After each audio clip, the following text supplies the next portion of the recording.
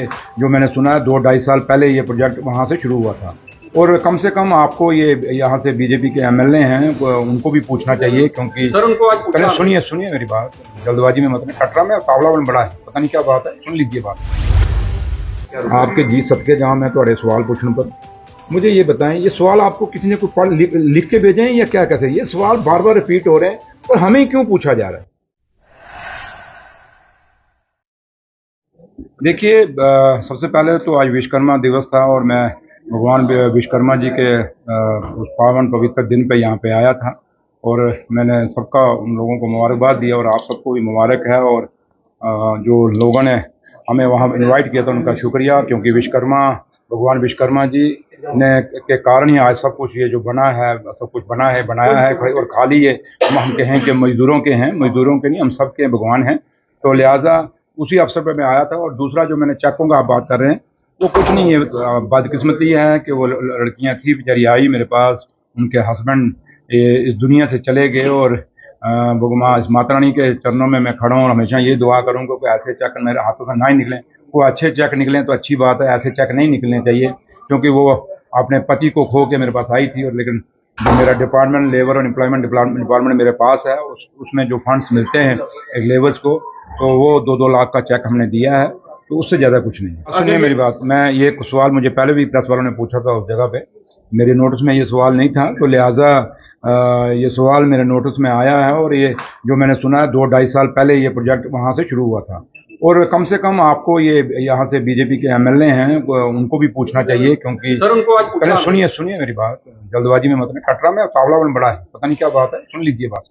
तो इसलिए मैंने जहाँ तक उनको भी पूछना चाहिए, क्योंकि जो यहाँ के बीजेपी के जो लोग इंचार्ज थे यहाँ के उस समय, वो कहते थे कि ये एलजी हमारा है, गवर्नर हमारा है। तो अगर एलजी उनका था तो गवर्नर उनका था, तो ये प्रोजेक्ट क्यों पास हुआ? उनको रोकना चाहिए था।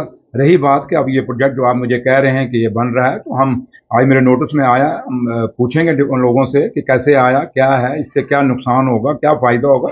अब इसके ऊपर एक कहीं ना कहीं इंफॉर्मेशन लेने की ज़रूरत है, तो लिहाजा हम लेंगे और उस पर जो भी हमसे बनेगा वो एक्शन लेंगे।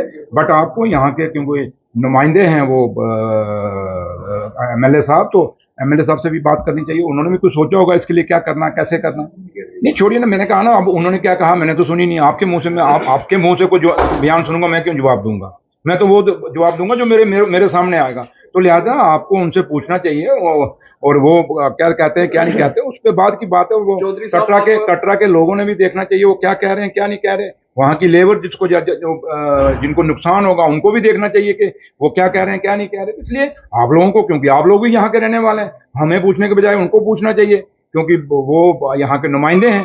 तो ये अगर वो कह रहे हैं तो क्यों कह रहे हैं, इसको पूछना चाहिए आपको। सर लास्ट सवाल आपसे ये रहेगा कि जब से नेशनल कॉन्फ्रेंस की सरकार बनी है तब से कश्मीर में जो आतंकवादी घटनाएं हैं वो बढ़ गई हैं, क्या कहेंगे इस पे? आपकी सरकार का क्या रुख है? आपके जी सबके जहाँ मैं थोड़े सवाल पूछने पर मुझे ये बताएं, ये सवाल आपको किसी ने कुछ लिख के भेजे हैं या क्या कैसे? ये सवाल बार बार रिपीट हो रहे हैं और हमें क्यों पूछा जा रहा है?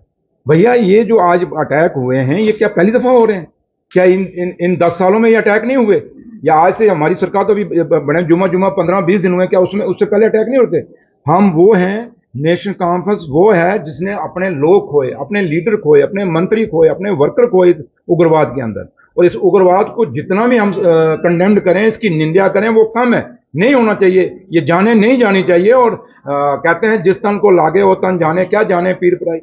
यहाँ कुछ लोग तो सिर्फ स्वाद लेने के लिए हम सवाल पूछ लेते हैं, लेकिन हम ये नहीं देखते कि क्या उग्रवाद खत्म होना या नहीं होना चाहिए। और हम वो हैं जो कहते हैं उग्रवाद खत्म होना चाहिए, जम्मू कश्मीर में अमन आना चाहिए। और ये कम से कम सवाल जब हमें आप पूछते हैं तो पीछे थोड़ा सा वर्कआउट कर लिया करिए, पढ़ लीजिए कि पिछले अटैक कितने हुए और उसमें कितने लोग मारे गए। तो इसलिए इसको हमारे आप मतलब ये जो आपके सवाल पूछने का तरीका, हमें लगता है कहीं ना कहीं आप नेशनल कॉन्फ्रेंस को ही घेरने की कोशिश करें। ये मत करिए काम।